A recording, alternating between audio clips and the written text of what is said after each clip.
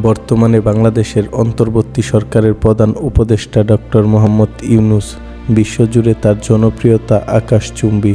বিশ্বের বিভিন্ন দেশে তার জীবনী সম্পর্কে বই তৈরি হয়েছে, কিন্তু দুর্ভাগ্যবশত আমাদের দেশে তার জীবনী সম্পর্কে কোনো বই নেই। চলুন টেনটিউবের আজকের এই ভিডিওতে আমরা কথা বলি ডক্টর মোহাম্মদ ইউনূসের জীবনী সম্পর্কে। এর আগে আমাদের চ্যানেলটি সাবস্ক্রাইব করে না থাকলে সাবস্ক্রাইব করে অল অপশনটি সিলেক্ট করে রাখুন। ডক্টর মোহাম্মদ ইউনূস 1940 সালের 28শে জুন চট্টগ্রামের হাটহাজারীতে জন্মগ্রহণ করেন। তিনি একজন স্বপ্নদ্রষ্টা, একজন অর্থনীতিবিদ এবং ক্ষুদ্র ঋণের জনক। তার পিতার নাম ছিলেন হাজী দুলাল মিয়া এবং মায়ের নাম ছিলেন সুফিয়া খাতুন। 9 ভাই বোনের মধ্যে তিনি ছিলেন 3 নম্বর সন্তান। তার শৈশব গ্রামেই কেটেছিল। তিনি লামাবাজার প্রাথমিক বিদ্যালয় থেকে প্রাথমিক শিক্ষা গ্রহণ করেছিল। পরবর্তীতে তিনি চট্টগ্রাম কলেজিয়েট স্কুল থেকে মেট্রিকুলেশন পরীক্ষায় উত্তীর্ণ হন এবং পূর্ব পাকিস্তানের 39,000 শিক্ষার্থীর মাঝে তিনি হয়েছিলেন 16তম।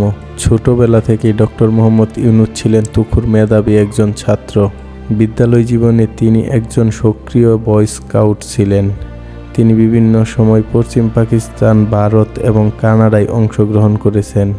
পরবর্তীতে ডক্টর মোহাম্মদ ইউনূস চট্টগ্রাম কলেজে পড়াশোনা শুরু করে চট্টগ্রাম কলেজে পড়াশোনা শেষ করে তিনি ঢাকা বিশ্ববিদ্যালয়ে অর্থনীতিতে ভর্তি হন। তিনি 1957 সালে ঢাকা বিশ্ববিদ্যালয়ে ভর্তি হন। 1960 সালে বিএ এবং 1961 সালে এমএ সম্পূর্ণ করেন। স্নাতক শেষ করে তিনি নজরুল ইসলাম এবং রেহমান সুবহানের অর্থনৈতিক গবেষণায় গবেষণা সহকারী হিসাবে অর্থনীতি ব্যুরোতে যোগ দেন। পরবর্তীতে তিনি 1961 সালে চট্টগ্রাম কলেজের অর্থনৈতিক প্রভাষক হিসেবে নিয়োগ পান। 1965 সালে তিনি মার্কিন যুক্তরাষ্ট্রে পড়াশোনার জন্য ফুলব্রাইট স্কলারশিপ লাভ করে। 1971 সালে ভ্যান্ডারবিল্ট বিশ্ববিদ্যালয়ের graduate program in economic development থেকে অর্থনীতিতে পিএইচডি ডিগ্রি অর্জন করেন।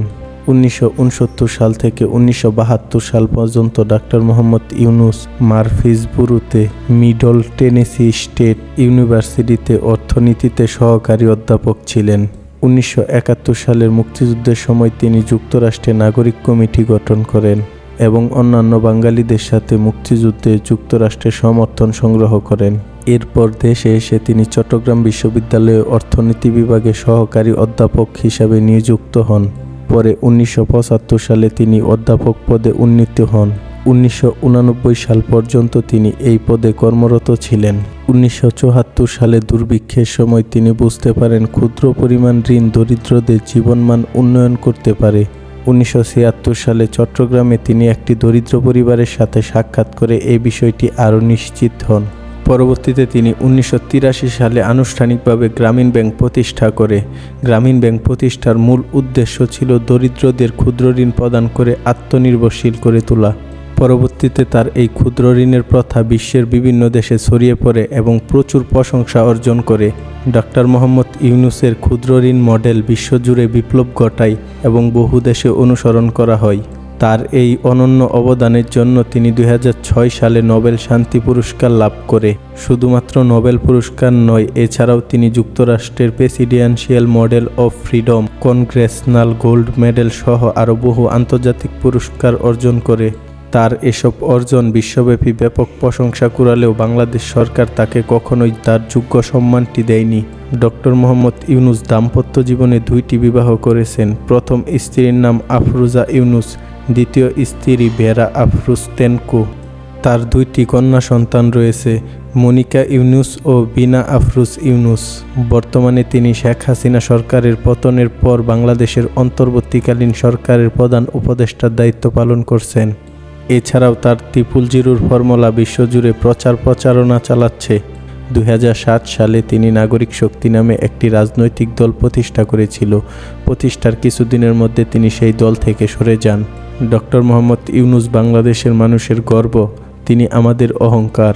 একমাত্র ডক্টর মোহাম্মদ ইউনূসের কারণেই ভারত বর্তমানে আমাদের দিকে চোখ তুলে তাকাতে পারছে না। তিনি বাংলাদেশকে ধীরে ধীরে বিশ্ব দরবারে মাথা তুলে দাঁড় করাচ্ছে।